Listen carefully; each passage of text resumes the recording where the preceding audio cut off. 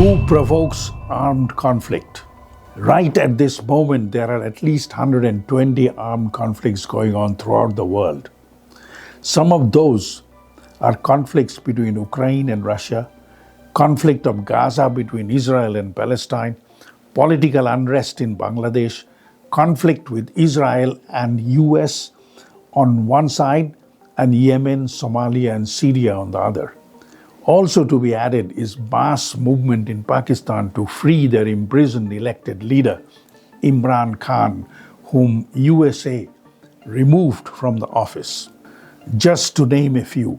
For some reason, other conflicts are not being publicized as much. What must be emphasized is, most of these conflicts are engineered by Anglo-American West to facilitate financial gains of military-industrial complex. The entire government and the state machineries of Anglo-American West are under the control of this complex. Hence, Western governments are compelled to design their foreign policies to promote armed conflicts. Consequent human slaughter for maximizing profit of the military-industrial complex. Since the end of the last war in 1945, nearly 78 years have passed. Within that period, at least 270 armed conflicts of all sizes had erupted throughout the world. Of all the conflicts, at least 260 of them were directly instigated by Anglo-American West and their allies. The well-publicized ongoing conflicts that have already been referred is being overtly or covertly provoked by the USA and its allies. Based on these facts, two important questions arise. First, how to remedy the ongoing endless homicide. Second, what motivates Anglo-American West to promote armed conflict throughout the world? Let us deal with the first question. The question was how to remedy the ongoing endless homicide. Remedy most definitely there is. If so, what is it? Note carefully, the predators are the warmongers who are killing people. Prey are the one killed. In the contemporary world, it appears that the prey are busy appealing and praying to their predators so that they, the predators, might come to senses and stop genocide out of goodness of their heart. Critics of the predators never ever mention that the single most important factor is the inherent or self-inflicted weakness of the prey, which is mainly responsible for their bondage and misery. Political dislocations and genocide in South and West Asia are being loudly criticized by using flowery English or local language and squarely placing the entire blame on imperialist policies of America and its Western allies. A simple but straightforward question is, aren't the critics of American imperialism aware that the primary objective of Anglo-American West is to instigate armed conflict throughout the world to reap rich economic dividends? Do the critics assume that criticism may bring about peace and prosperity in the life of the prey through changes of heart of the predators? Don't the critics know that the armed conflict is the source of massive profit of the military-industrial complex? War is a lucrative business. On what ground do the critics waste time with futile criticism of all-powerful imperialist predators? Critics will serve a better purpose if they point out weakness of the prey. If it is pointed out how the prey are divided and splintered into numerous groups, how oblivious the prey is of their own limitations and drawbacks. Do the critics expect the predators to leave their prey alone out of nobility of their own conscience? There are not many instances in human history where predatory practices of the strong had been abandoned out of self-awakening. Such examples are few and far between. In the Indian history, the Emperor Chandragupta and Ashok of Maurya dynasty and the King Kharavela of Kalinga reportedly abandoned imperial power since they came to realize the futility of imperial career. Their memory and their philosophy are now almost extinct due to lack of effective publicity. Mankind has not and do not remember such personalities. The powerful contemporary predators are incessantly, without hesitation, raiding upon the weak. If there is any effective redressal to these predatory raids, it is the self-realization and self-conviction of a basic fact that says, no matter how much and how strong restrictions are imposed on the prey, victims have their strength also. It's a quotation from Rabindranath Tagore, who wrote, "Shashone jotoi ghero, ache bol durbolero." Let us see how this philosophy fits into the real life setting. For the last 80 years, the predatory practices of Israelis over the Palestinians is a case in point. Despite being brutally oppressed, Palestinians are still divided into 11 different factions and infighting.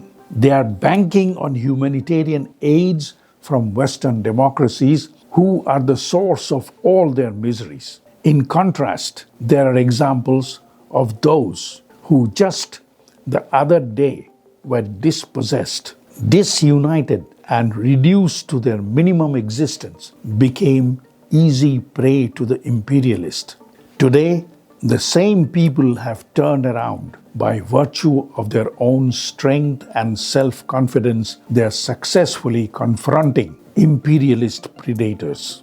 These are countries like China, Russia, Vietnam, Cuba, etc. These are brilliant examples of how the military-industrial complex of the West can be successfully confronted and contained. It's a fact that powerful media houses at times criticize military-industrial complex and their imperialist patrons. Some of that criticism may be out of naivete, or may also be simply to gain personal popularity as a journalist. The agenda of some other group of critics might be to mobilize public opinion in favor of the imperialist predators, as mentioned before. At the time of writing this presentation, about 120 armed conflicts and genocide are going on throughout the world right at this moment. It was also mentioned that during the last 77 years, America and its Western allies have directly or indirectly instigated 260 armed conflicts throughout the world.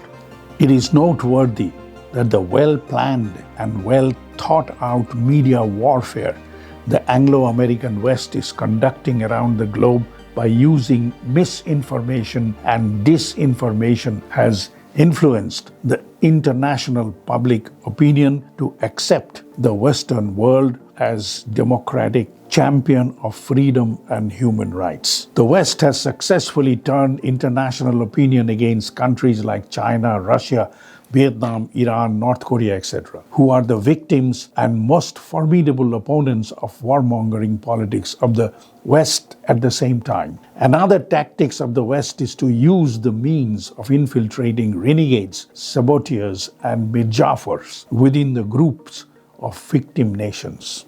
Let it be known that most of the influential media houses are either owned or heavily patronized by predators who are the military-industrial complex. The large, influential Western media remain committed to mobilize international public opinion in favor of their sponsors by projecting truth as falsehood and falsehood as truth. This explains why even the prey is ignorant and remains confused about the truth behind their own sufferings and are oblivious to the diabolical nature of their predators. Cases in point are the public opinion of South Asian countries, where debilitating poverty, unemployment, lack of infrastructure, widespread corruption, flaring up of political dislocations as in Sri Lanka, Pakistan, Bangladesh, and India, because of predatory loans from IMF, International Monetary Fund, and the World Bank. Western media is using its resources to mobilize public opinion of these countries against China by suggesting that their social and economic problems are rooted in the predatory loans from China. Examples from the countries of Indian subcontinent can be cited in this context. Let's take the example of Imran Khan, the elected Prime Minister of Pakistan. Political leadership of USA played a crucial role in removing Imran Khan from Prime Ministership.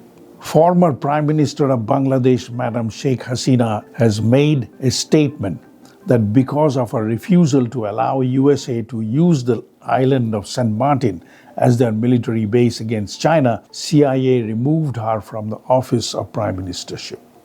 Same with economic crash in Sri Lanka. More than 90% of their foreign debt is from World Bank and IMF.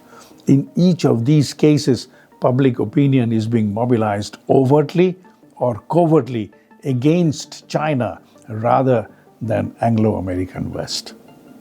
Influential Western media community has successfully convinced their victims that no matter what savagery and barbarism, what socio-economic chaos, what genocide Anglo-American West inflicts throughout the world, ultimately people should be blaming China and Russia and not the West. Why? Because after all, family members of the victims have the privilege of being engaged as cheap labor in the land of predators. The victims of predators have been conditioned to accept that their misfortune is a consequence of their ill fate or providential curse or crime committed in the past life or result of their own incompetence. Predators are civilized, developed, kind, benevolent, prosperous, and faultless. Victims are psychologically conditioned to accept that it's a blessing to immigrate to the land of the predators. Paradoxically, this well-planned, well-designed mammoth international project of brainwashing is being conducted in collaboration with the powerful media agents having influence in the land of the victims. We have already referred to the possible remedial measures against the genocidal practices of the military-industrial complex. Indeed, there are remedial measures. Those who are victims of barbarism and savagery, they must unite and collectively prepare themselves to resist the predators. They must be influenced by the examples of China, Russia, Vietnam, Iran, Cuba, etc. This is the remedial measure. Now let us turn our attention to the member countries of a newly formed organization called BRICS.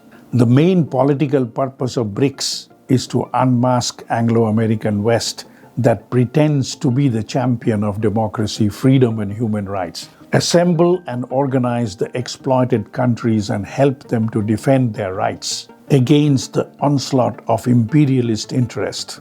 One of the most formidable tools and the primary objective of this confrontation is to make full and efficient use of all available means to win the battle of media warfare. In this context, now let us deal with the second question, and that was, what motivates Anglo-American West to promote armed conflict throughout the world? To be brief and precise, the main objective of waging armed conflict is profiteering. There are quite a few giant military-industrial complexes in Anglo-American West.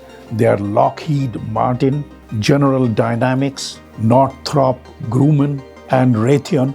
These complexes are not just confined in the United States. Their influences are spread across the world. Governments of the Anglo-American West are most loyal and domesticated customers of these industrial complexes. The government of USA and its allies design their foreign policies to secure and maximize profit of the military-industrial complexes, who for all practical purposes are merchants of death. This implies that continuous armed conflict throughout the world is a means of ensuring steady flow of profit for these merchants of death. This explains why, right at this moment, there are 120 armed conflicts are continuing throughout the world, most of which have been engineered by the USA and its allies. With the high-tech means of communication, international public opinion has been conditioned to accept that underlying causes of conflict lies not with the predators, meaning the military-industrial complex, but the preys are responsible for their own destruction. This means Western media has done everything in their power to establish that political and economic chaos in Venezuela is not the direct result of planned intervention and sabotage by Anglo-American West, but it is the fault of the people and government of Venezuela who are opposing the US intervention in their country. Western media is aggressively and successfully publicizing throughout the world that all armed conflicts, all disputes, all genocide, all misery, and all injustice are caused by those who are the victims. The US and their allies are busy protecting and introducing freedom, human rights, and democracy throughout the world. The West is busy recruiting collaborators from the affected country onto their side. And this is basically the world politics which is taking deep root since the end of last war in 1945.